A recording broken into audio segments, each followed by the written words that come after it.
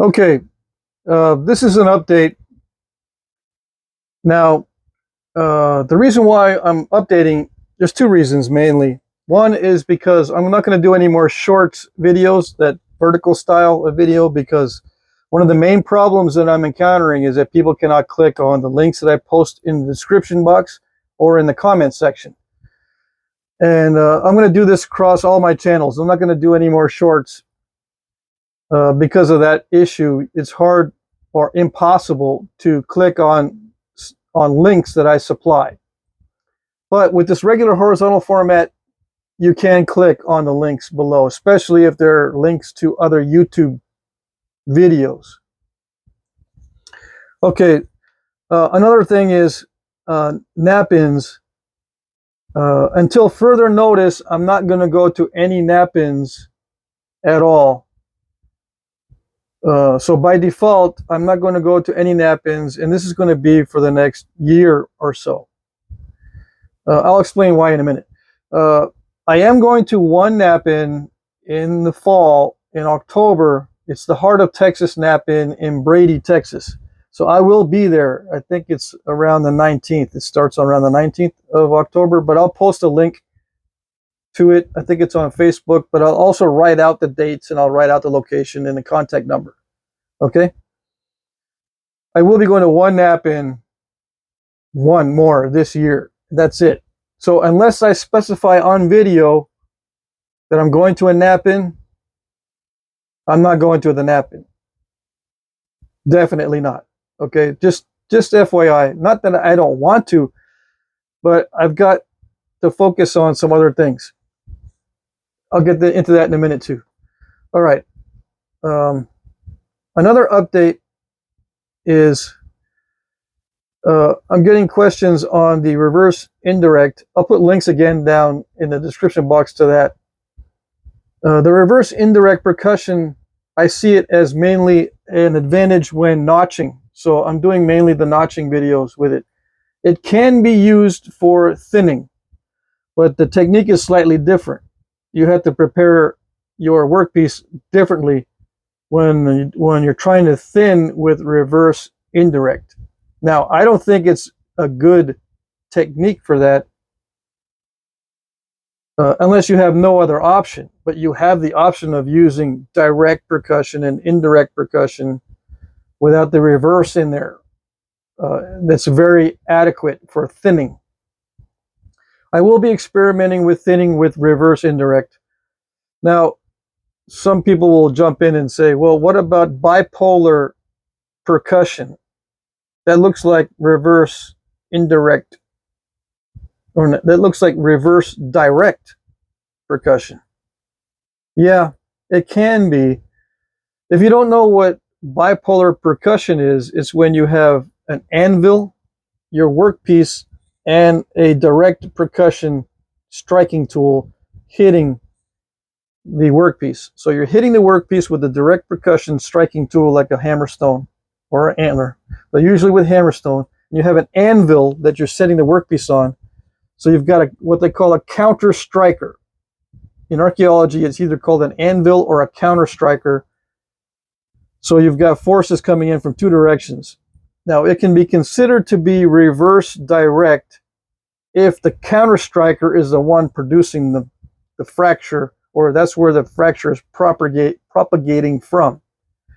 But sometimes the fracture will propagate from the striking from above with your actual handheld tool. So here's your workpiece. You've got the counter striker down here applying force when you hit, and your direct percussion tool hitting on top. Okay, you've got 2 points of impact on your workpiece. It could split this way or that way. If it splits that way, away from your hand, that's a reverse direct percussion hit. If it's splitting from the top, that's a direct percussion fracture. Now, it gets complicated because there are shear forces involved. So sometimes you can't tell what's causing the break. this one down here or this one up here. It could be just, they're both causing the break at the same time. With a shear force, they're both acting.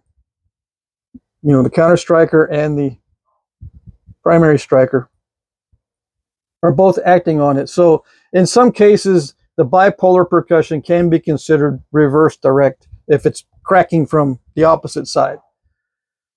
In general, reverse percussion, whether it's direct or indirect, is defined that way because you're striking the workpiece with something that's not removing a flake.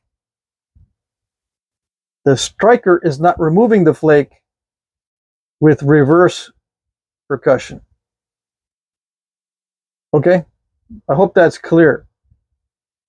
If the striker is removing the flake, then it's regular percussion. Okay, so reverse indirect that I've showed is with a vertical punch. Reverse, let's see. Yeah, reverse indirect percussion with a vertical punch is what I was demonstrating. You can also do reverse indirect percussion with a horizontal punch. I think I mentioned this already. There is a way to thin a workpiece with reverse indirect percussion, but it requires a different setup. And I'll be experimenting with that. It's similar to bipolar percussion, but you'll see. Now, I think I went over all my updates. No more Knap-ins for at least a year for me, except for that one in Brady in the fall. I'm trying to up my game on my YouTube channel, and I need to focus on how to produce videos with better lighting, better sound conditions, better materials, and better techniques. And if I'm traveling a lot or trying to save money for traveling or trying to work extra hours preparing more auction items so that I can save them up to auction them once a week while I'm on the road, it takes time away from my videos, and it prevents me from upping my game as far as the quality of my videos goes. All right, so that's why I'm not going to be traveling. The weather's getting better here in Texas too, so I want to make sure I take advantage of that and not be traveling. So just assume I won't be going anywhere. Unfortunately, it's not that I don't want to go places. It's not that I don't want to meet people. I have to focus on upping my game on my YouTube channel. All right. What else? Yeah, I can film in front of my house and get better lighting, but there's two problems with it. It's the sound quality is unpredictable. When it's windy and I'm outdoors, I cannot get a microphone that will cancel the sound out unless I spend more than $400, and I'm not going to spend that kind of money. I spent $200 on one microphone that I thought was going to cancel the wind noise out. It did okay, but then it doesn't work anymore. I mean, it just stopped working. Yeah, I gave it to my son, and we had it repaired, and he uses it for his music stuff. Okay, but I don't like that unpredictability. I'd rather buy a bunch of these little cheap ones and keep them in reserve than spend hundreds of dollars on one that may just fart out. And if it does during the video, I got to reshoot the video, and I don't like reshooting videos because then it looks rehearsed. It looks fake. To me, maybe it doesn't look like that to you, but to me it looks inauthentic, so to speak, if I had to keep redoing the videos. Another thing is we have a couple neighbors who drive trucks. I call one of them Mr. Thunder Muffler because his is exceptionally loud, and he'll go by, and I don't know when he's going to go by. I think he might be retired or something, because it doesn't matter what time of day or night. It can be 7 in the morning, 10 in the morning, 2 a.m. all hours of the day and night. He'll go back and forth. And I don't like having that sort of interruption in my video. Now, I have my dogs interrupting my videos. So what's the problem? Well, I don't like that either. Okay.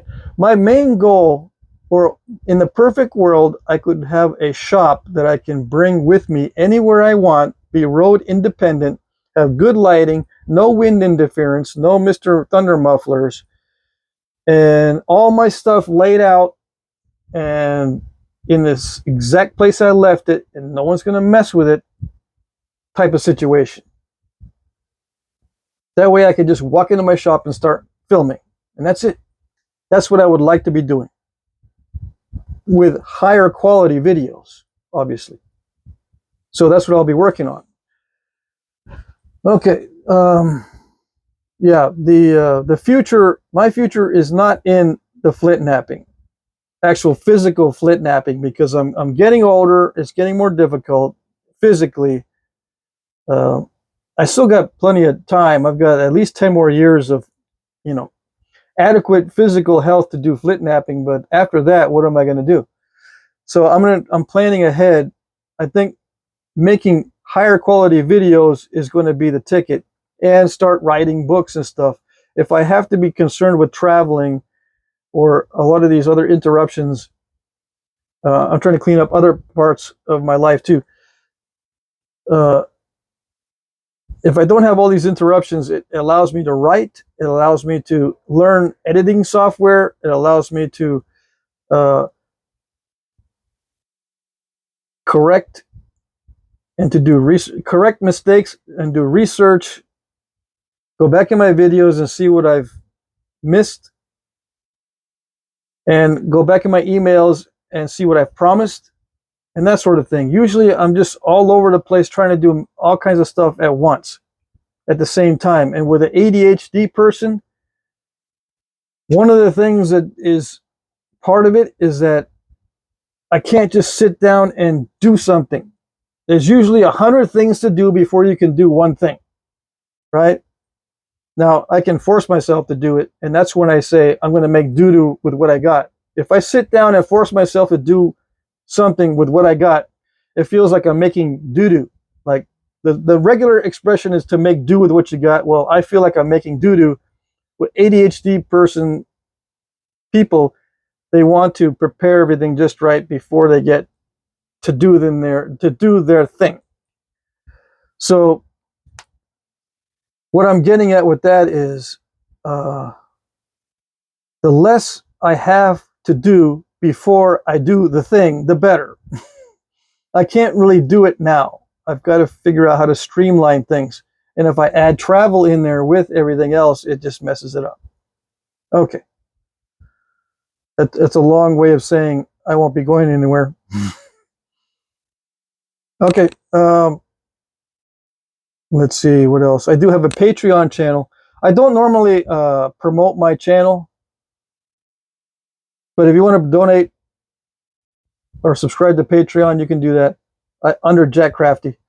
I've got a few guys there that are very good. They're diehards. They've been there forever. Thank you very much. I appreciate also everyone who participates in the auctions. You guys are awesome. You're on the ball. You know how to comment. You know how to email. You know how to give me feedback. A lot of times I overdo it. I'm OCS with the packaging because I don't want anything to break. I understand exactly how easily these things break in the mail, so I overkill the packaging. But if you tell me and give me feedback on the packaging, it helps me to be more confident in, holding back a little bit, so I'm not so OCD on the packaging. But if I don't know if it's going to get there safely, I will overkill it. Okay, just be aware. So yeah, you guys are awesome in the auctions and on the comments sections, and I try to look at all the comments. I do new videos based on comments mainly. sometimes I'll see something on the internet that I want to address. I don't look at other nappers and then create a video. You know what I mean? I don't follow trends in flint napping, and I don't usually, sometimes I do, but I don't usually counter or contribute to certain things that I see going on currently with other nappers. In case you're wondering, what I'm doing is I'm looking at the comment section, looking at my emails, looking at letters within packages that I receive. I'm looking at the rocks that I receive. People send me stuff all the time. I'm looking at all that stuff to make videos. Okay. Now, there are trends in flint napping. As far as presentation goes, as far as consensus goes, as far as discussions about certain things, I don't follow those trends. There are things that I need to bring, I have in the pipeline. I have things in the pipeline that I need to do. The list is pretty big, right? But I'm adding here and there and trying to do it judiciously so that I can get it all done without having too much trouble doing them. I will most likely just wing it when the time comes to do something new. Instead of trying to learn it off camera, I will be learning it on camera. So you'll be seeing me mess up or do it in a way that seems stupid. But I'd rather do it on camera that way than off camera and then present to you something that's already practiced. The main reason why I don't do that is because I want you to see the learning process. When I first started napping, I was watching guys that had decades of experience demonstrating something that they would expect a new person to do. And I was not learning at all. Here's a beginner technique, blah, blah, blah, and they do this stuff. They're using expert muscle memory, expert experience to demonstrate something that a new person should be doing. All right, in those videos, that does not make sense. Okay, and it did not help me. What helped me was seeing what I was doing. I filmed myself so I can see what I was doing and see how I can correct my mistakes and try to understand what I was doing as a newbie in order to learn. Okay. One of the most frustrating things in flint napping is to watch an experienced guy showing you how to do something, assuming that you can do it as a new person when he's been doing it for decades. All right. So if I show you how I'm learning how to do something, it should help you more, I think, than if I were to practice it, become an expert, and then show you how to do it. I think that's why a lot of people in flint napping are lost, because they're watching experts do something that they can't do. And you're not going to be able to do it like an expert, especially those who are experts at using difficult materials, both in the tool stone and the tools themselves. Natural tools and hard stones are the most difficult things to use in flint napping. And if you're a beginner, it's almost impossible to learn quickly with those two things, with difficult material, the tool stone, and difficult tools, natural tools. Those two things make it almost impossible for you to learn it quickly. All right?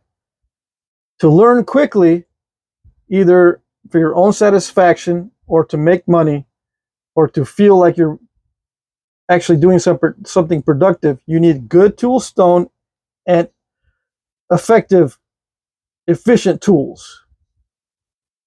You can get into all the difficult stuff later. Okay?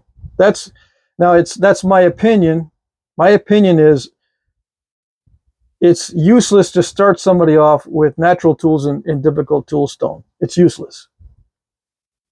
You need to learn the basics with the least amount of hassle possible.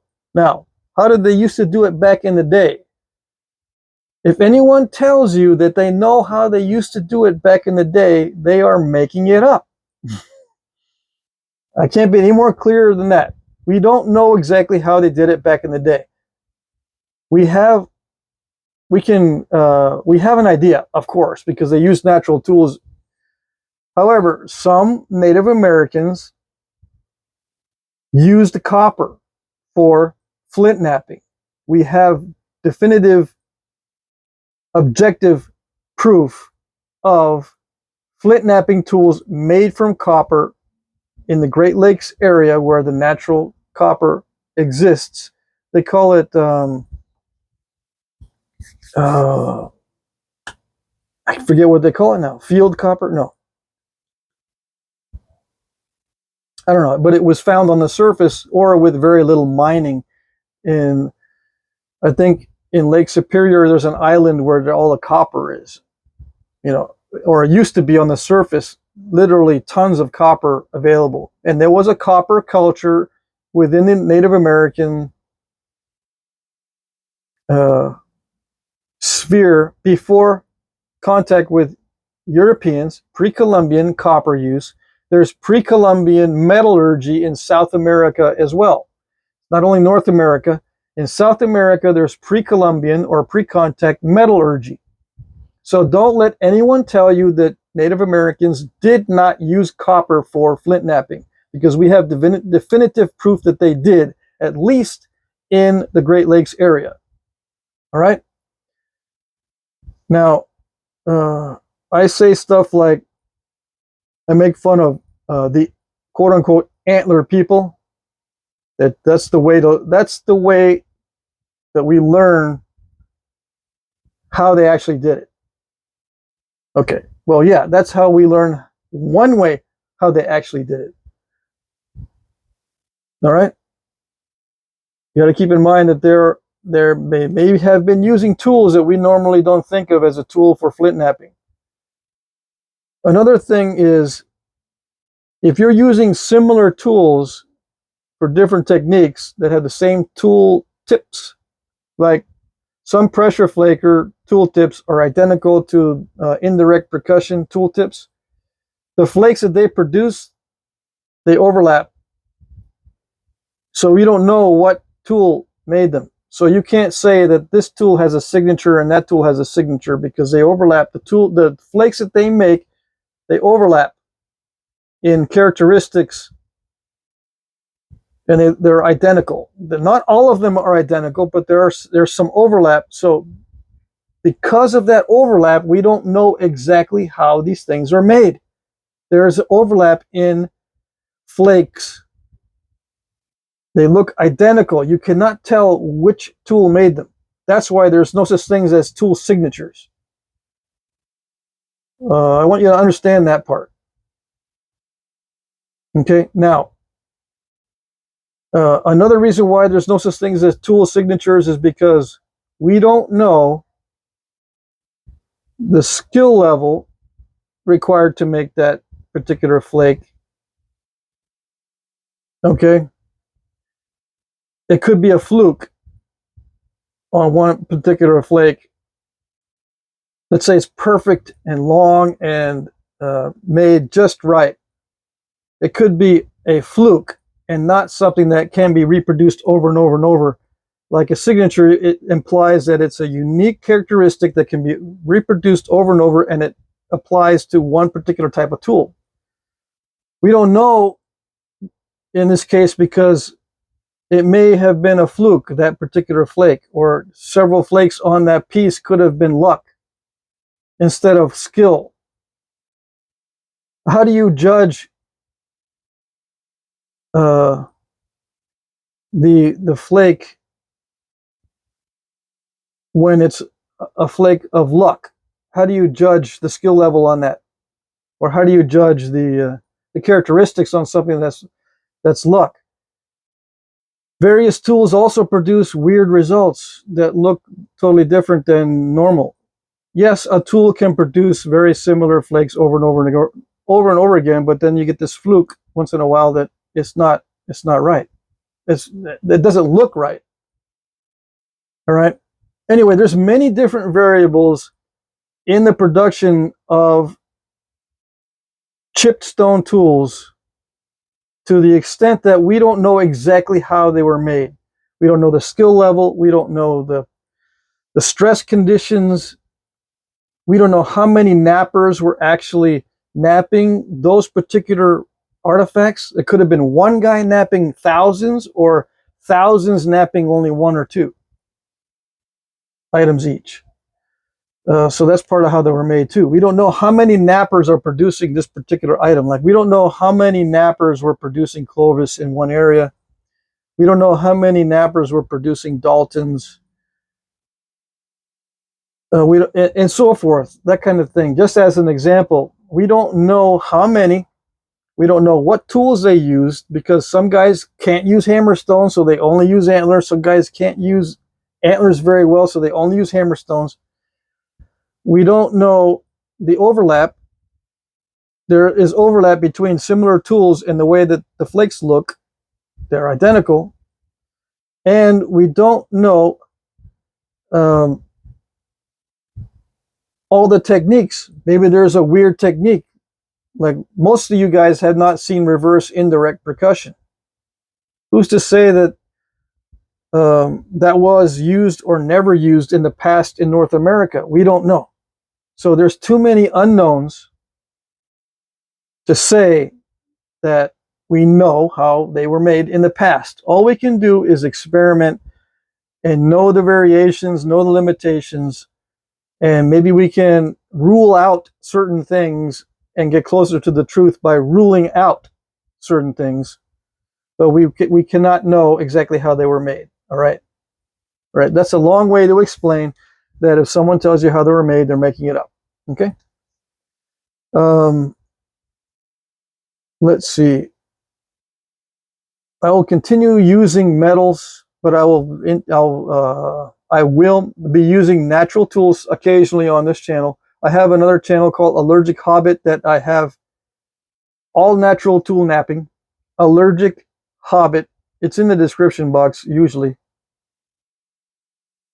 Hopefully I'll remember to put that in there. But yeah, you can look at that channel. I don't have that many videos on that channel.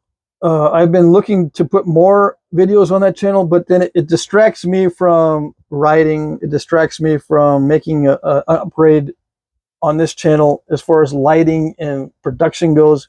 If I start doing too many things, I can't up my game on this channel. So I'll just let those videos stand for now. Just know that I know how to use natural tools. I'm not great at it, but I know how to use them to the extent that I can make items that look like the real ones. Maybe not exactly, but they look like the real ones. I will continue to show real artifacts. Not very many knappers on YouTube show real artifacts and show you the mistakes.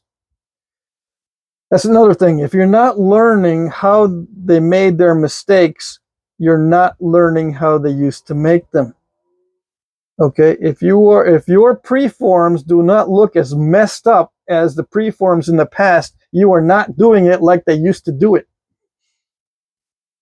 Okay? As an example, there are many other ways that I can show you that you're not being taught how they used to do it. And don't look at archaeology for finding out how they used to do it, because if there's any group of people who are experts at making things up, it's the, I hate to say it, but it's the, how do I say, educated people who are experts at making things up. All right? And to make them sound convincing. We have to look at the variations and look at as many people as you can to see how they do it, to get an idea of how it was done. And it was done in many different ways. How do I know it was done in many different ways? If you, let's say you study Clovis as an example. Clovis is in North America and South America, all the way up and down from Alaska. Yeah, there's some paleo stuff in Alaska, all the way down to I think almost the tip of South America, where you have fluted paleo points. All right. The evidence is that people were already here prior to Clovis throughout North and South America. And the Clovis is basically a meme that spread, a technological meme that spread by teaching, not by migration. Okay? And the reason I say that is because if you study Clovis in different areas, there are variations in Clovis that are area specific. Different peoples made the same type of point, but in different ways. You can see that the basal thinning is different. The facial flaking is different. The edge treatments are different. The tip treatments are different. The tips on the Clovises, the bases on Clovises are different. The width, like sometimes they're parallel sided, sometimes they're bulging out, sometimes they're constricted or wasted.